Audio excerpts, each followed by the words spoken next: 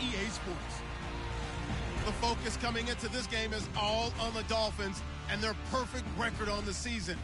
Is this the week they finally... Should be a fun one. It's the Dolphins going up against the Chargers.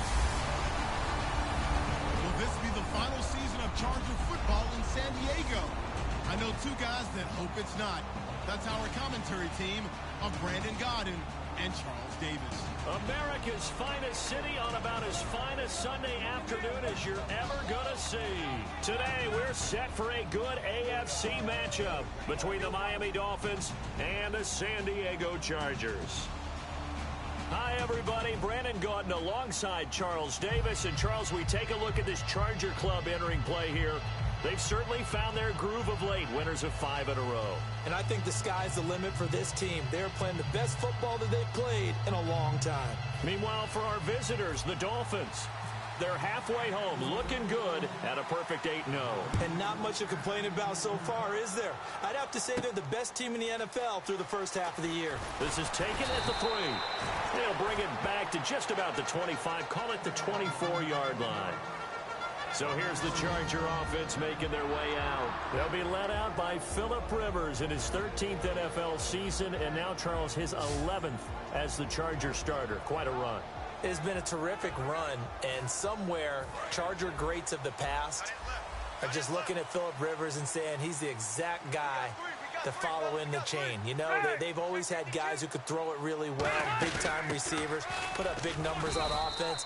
Phillip Rivers was the exact right guy to be in San Diego. 3 yards on the pickup there, and it'll be 2nd down.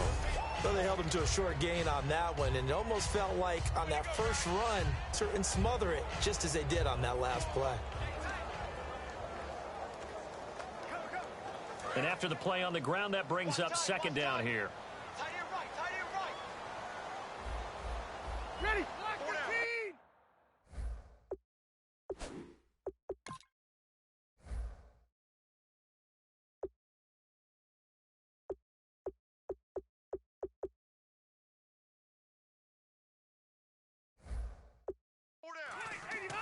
Rivers.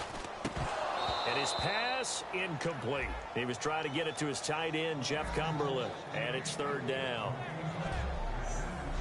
The 11 offensive starters for the Chargers of San Diego on your screen, and one of them who provides a lot of experience, certainly Danny Woodhead. Love him. We think of him as a 3rd down back, catching the ball out of the backfield, creating first downs, but he can run it inside. He did it quite effectively at Chadron State in Nebraska, set big-time records in Division II. On 3rd down, Rivers. And incomplete. He had nowhere to throw, so he just tossed it away. But that brings up 4th. Now the rookie from Texas A&M, Drew Kaiser, on to punt.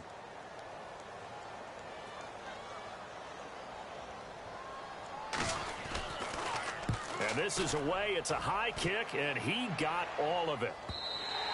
And that is much too long. That's into the end zone for a touchback.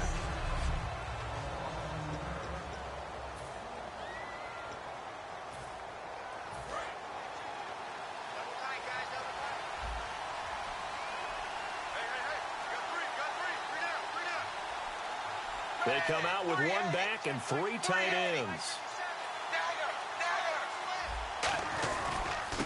The first carry now. This is Williams. And he'll get this up past the 25 before he's out of bounds. It's a 7-yard carry to set them up with a 2nd and 3. And once again, leverage wins. The offensive line, lower than the defensive front. They moved them and found some good space for the guy carrying the ball. They run it again with Williams. And he's going to lose yards. They take him down at the 26. He lost 2 there, and it's 3rd down. And, Charles, despite this list of key inactives that we see here, they've obviously still been pretty successful. Give everyone credit for this one, because to me, when that happens, key guys are out, the next man steps up and plays well, but that starts with the organization itself, all the way through. No excuses for guys being out. Finding guys who are capable backups who can step up and play when they need them, and we've seen the results of that. This team knows how to work through things. Looked like the defense put pretty good pressure on him, but he's able to flush out to his right to try and evade people. On the run, had to get on his horse. Still accurately throws a nice pass for a first down. And he's able to get this one out closer to midfield across the 45. Holding offense. So oftentimes you see defensive holding. Here it's offensive holding for the flag. A loss of a full 3 yards, and now it's second down.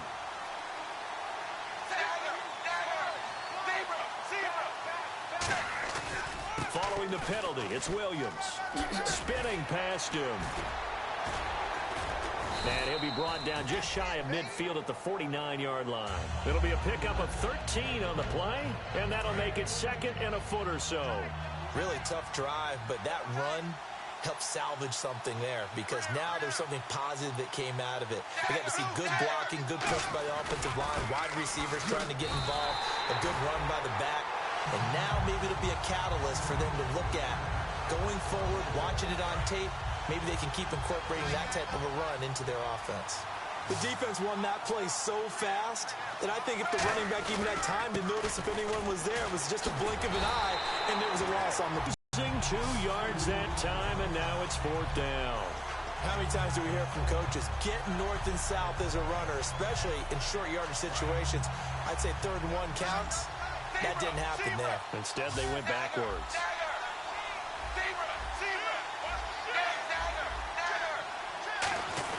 Here we go with Williams. And some room to maneuver. And he's brought down, but following a pretty juke move that gives him the first down. You know what? Now and then it pays to take chances in this league. You can't play everything by the book. You're on your own side of the 50, but all you need is a few short yards. And they're able to convert to keep the drive going. Williams. Oh, he shifts past him. No gain on the play. It'll be second down.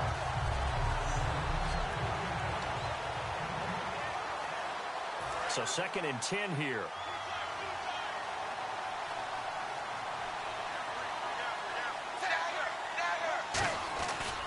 Now a handoff here to his running back. And he is going to lose yardage here.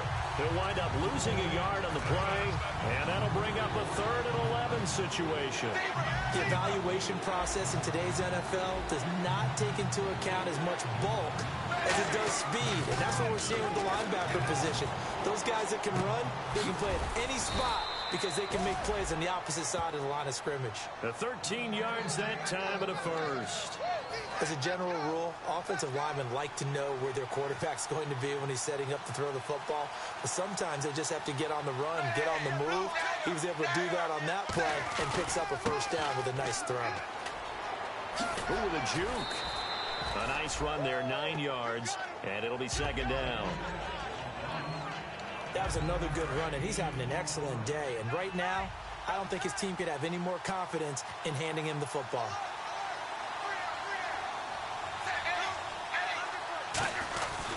On second down, Williams.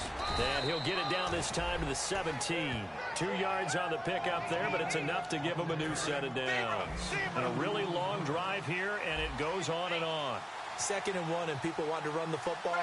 This is where every back in the league is supposed to do exactly what we just saw there. Pick up the first down. And his throw here is incomplete. He was looking for Landry that time, and that'll bring up second down. This is turning into a bit of a death march here, the 13th play of this drive.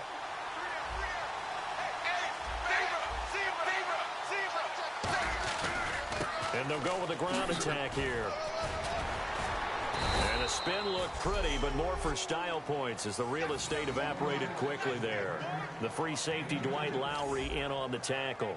Well, so many times we look at a short run and we praise the offense for trying to set the tempo and establish things, but the defensive guys, hey, they just won the battle there. It wasn't a big run given up. They don't always have to absorb the body blows. Sometimes they dish them out themselves. Here's Tannehill, flushed out right, and he will take it in for a Dolphins touchdown. Jarvis Landry, his 4th touchdown on the year.